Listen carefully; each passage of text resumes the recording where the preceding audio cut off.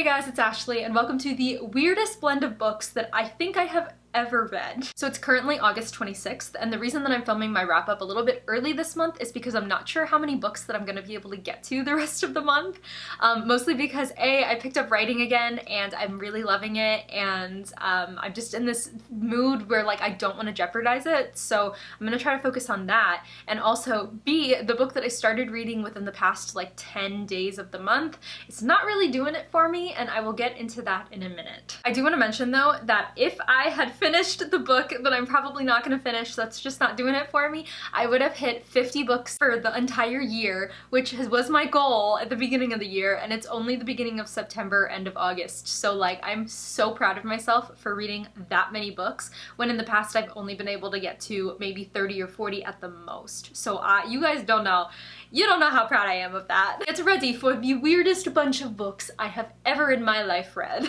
I swear, this is the most odd group of books. I have classics, I have adult, like literary fiction contemporary, I have middle grade, I have graphic novels. Like my August TBR video was really chaotic, which is why probably my reading month was really chaotic and odd and kind of weird. And maybe 3 of these books slash series that I read I mentioned in that video. But yeah, I'm just gonna accept it and move on. Let's get into this. So the first book that I ended up finishing reading in August was Pride and Prejudice by Jane Austen, which I mentioned in one of the videos that I uploaded at the end of last month. I don't remember which one, but I started this in July and I finished it in August. And oh my god, this book was so good.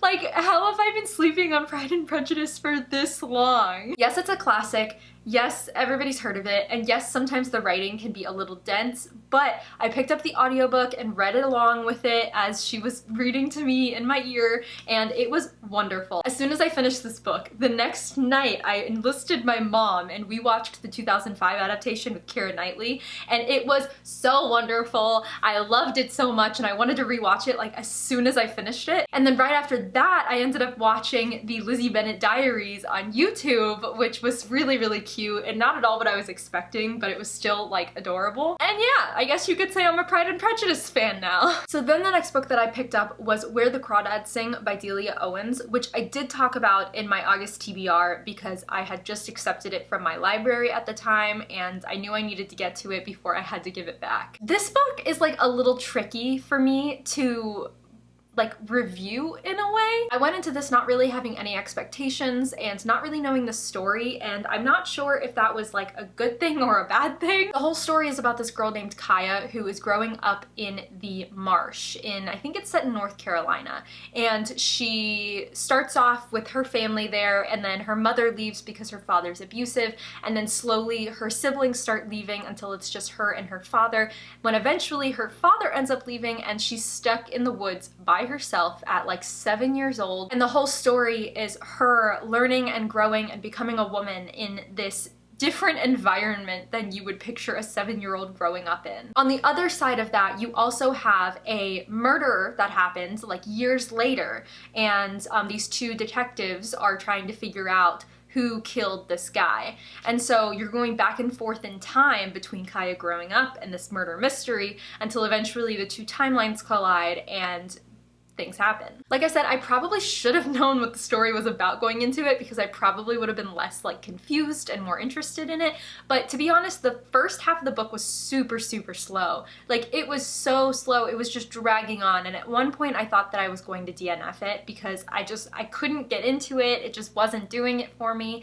But then I pushed through, and I would say like the last quarter of the book was really good. The ending was by far the best part of the book. The ending took me by surprise. It was so good. Like, I loved it. I know in some reviews that I've read on Goodreads, people said that they disliked the ending because they thought that it went against who Kaya's character was throughout the whole story, which I also get, but also I liked the ending. So I'm not really sure like where I stand on that. Anyway, I liked this book. So then I started my reread of The Kane Chronicles by Rick Riordan, which I've been talking about reading for the past however many months, and I finally got to. I did read these though, like in between other books. So I first picked up book 1, The Red Pyramid, and it was really good. It was probably my least favorite out of all of them. Also, it's super long for a first story, so kind of just like dragged through a little bit, but I did enjoy it in the end. So I ended up reading this one first. So next I read The Vanishing Half by Britt Bennett because it was on my TBR, I picked it up, and I decided to read the physical copy that my mom had rather than waiting for the library hold to arrive. This story, again, like with Where the Crawdads Sing, I had no idea what it was really about going into it, and at first I was confused, and then I started understanding, and then it got really good. This book was phenomenal. The story is about these two girls who are twins named Stella and Desiree who run away when they're younger. They grew up in this town called Mallard, which really, like, the people that live there really like light skin. Like, that's their thing. They aim to produce the lightest skinned child that they can, and it's really fucked up, but that's the town that they grew up in. They're both black, but they have light enough skin that they could be white passing. The story follows these twins who have enough of the town, their mother, all that kind of thing, and they run away when they're younger. They eventually end up separating and they take different paths. One of the twins ends up white passing and marries a white man and never tells anyone of her background, and the other one ends up going against everything that the town they grew up in believed in and ends up marrying a very dark-skinned man. Essentially, they both have children, and so we follow their storylines and their paths as they grew up and went their separate ways, and then we follow their children who eventually meet each other and learn of each other's existence, and it's just like got so many layers on top of the story that it's so difficult to explain like how good this story is, but it was so good. So then things start to diverge from my TBR. So I ended up watching season 2 of The Umbrella Academy, which is one of my all-time favorite shows. I absolutely loved the first season, and I've been waiting and waiting and waiting and waiting for the second season to come out, and it did, and I was so happy with it. I really liked it. If you haven't watched the show, go watch it. It's really fun. But after I finished it, then I started rewatching the whole thing with my mom, who had never seen it. So I watched it basically 2 times in a row, which was fine. I love the show. But that got me thinking, why don't I read the comics that it was based off of? So I went on Hoopla, which is like an app that you can get graphic novels and things from your library, and I got The Umbrella Academy Volume 1 and I read it, and it was really good. It was a lot different than the show, which I understand because it's a comic. The comic takes you like an hour to read, and the show is going to take like 8 hours to watch or something. So it makes sense that like they would add so much, but I didn't realize how much they added until I read the comic. And I also really appreciated a lot of the little like details that they threw into the show that only fans of the comic would catch, which I didn't catch the first time that I watched it. So I appreciated that. So then I picked up volume 2 because there's 3 volumes to this right now, and I ended up reading that one. I really liked this one because it actually got into a lot of what the show has been about. It got into like Hazel and Cha-Cha. It talked about like the 1960s that season 2 was set in, and the storyline that went along with that. It got into more detail about the commission and stuff like that, which I don't think it's called the commission in the comics. I don't remember what it's called, but it's like this big long name. I'm not saying that I'm like the #1 Umbrella Academy comic fan, because I'm sure there are a lot of people who know a lot more than I do about it, but it was just really fun to read and to take comparisons between like the comic and the show. So then at this point during the month, I think I got into like knitting and crocheting a lot because I asked you guys on Instagram for some audiobook recommendations with really great narrators that I could listen to while I was knitting and crocheting, and you guys came through and gave me a lot of good ones.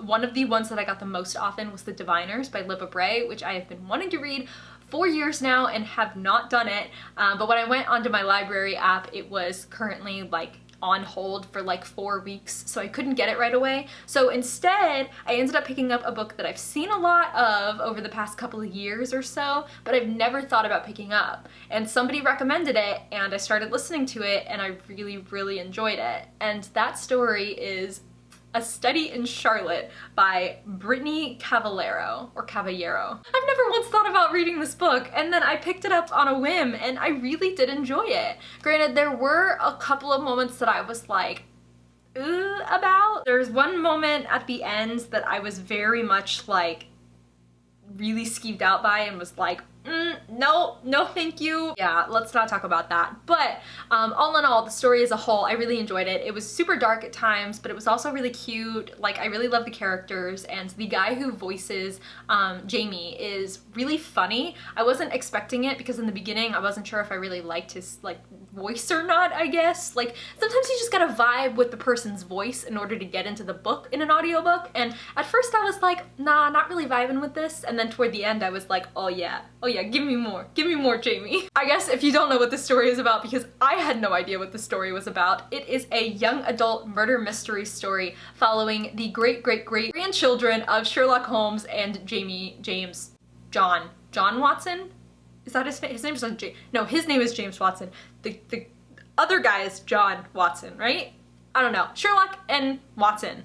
Holmes and Watson, I don't know, that's what I'm trying to say. So basically they are like attending this boarding school, which, like, you know me and boarding school stories, you guys, and they end up having to work together to figure out who is framing them for this murder. So then I ended up back at the Kane Chronicles and I read back to back The Throne of Fire and The Serpent's Shadow, and I always forget the titles of these books and I don't know why. Like Percy Jackson, I could just like list them off like that. The Lightning Thief, The Sea of Monsters, The Titan's Curse, The Battle of the Labyrinth, The Last Olympian. But these, I'm like, the red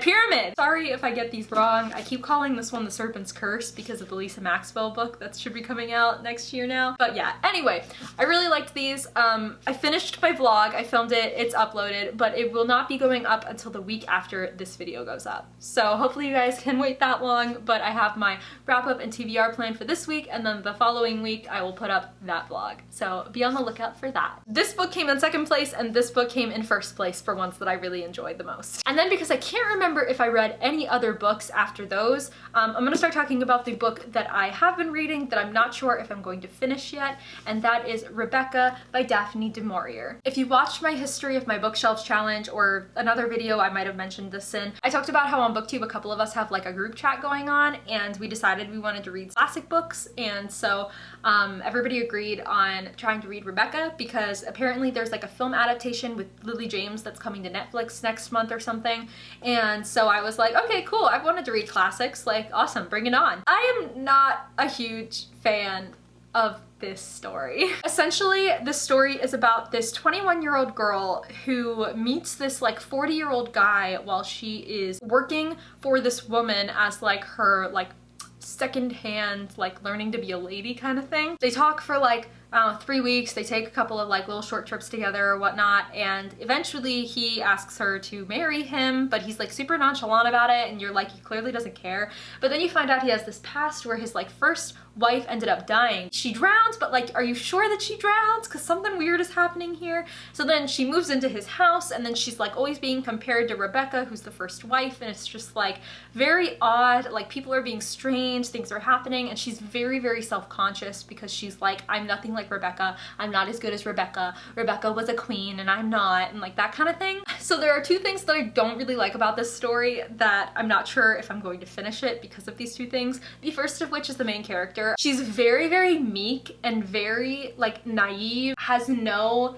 sense of self-worth is what I want to say. She doesn't stand up for herself, she doesn't like go out of her way to do anything, she doesn't ask questions, like she's just kind of like letting everything like pass her by and kind of like happen to her rather than her doing these things. So it's really annoying to read from her perspective, especially because she's constantly like moaning and groaning about Rebecca and how wonderful she must have been and how she can't live up to her expectations and blah blah blah. I'm like, girl, get over it. And the second thing that really annoys me is that it's super predictable. If you've read this story, there's that one scene at the like fancy ball party that they're throwing, and Mrs. Danvers tells whatever her name is, I don't even know what her name is, she doesn't have a name.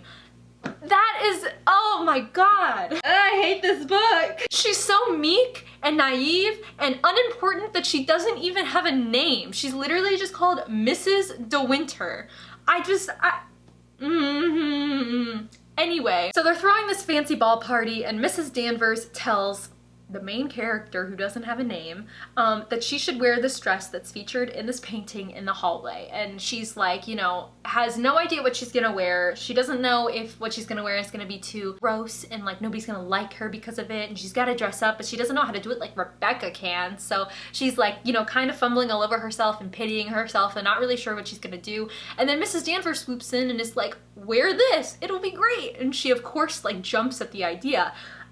As soon as that happens, and you know that Miss Danvers loved Rebecca, or at least you think you do at this point. I know that there's some sort of plot twist coming with like how Rebecca died or whatever, but I don't know if I care enough to actually get through the book to know about it. Then there's like this whole twist that happens at the fancy ball party about the dress that she wears, and it's like you knew that it was gonna happen, and it happened anyway, and I was like, now I just want to skip the rest of this chapter because I know what's gonna happen. Anyway, okay, I didn't mean to go on like a rant about this book. I'm sure that it's really good, and I'm sure that by the end of it, it gets better, especially when whatever secrets everybody is keeping are revealed. I just don't know if I care enough to really find out, or if I'm just going to Google it. So we'll see. And so those are all of the books that I read in August, everybody. When I said that this was the weirdest batch of books that I've ever read in a month, I think, I wasn't lying. I had no expectations going into this month, and this is what happened. So maybe I should have more of like a rigid TBR. I mean, or not. Chaotic wrap-ups don't really matter to me. I hope that they are okay to you. So let me know down below what the best book that you read this month was. If I had to pick one, I would honestly probably say Pride and Prejudice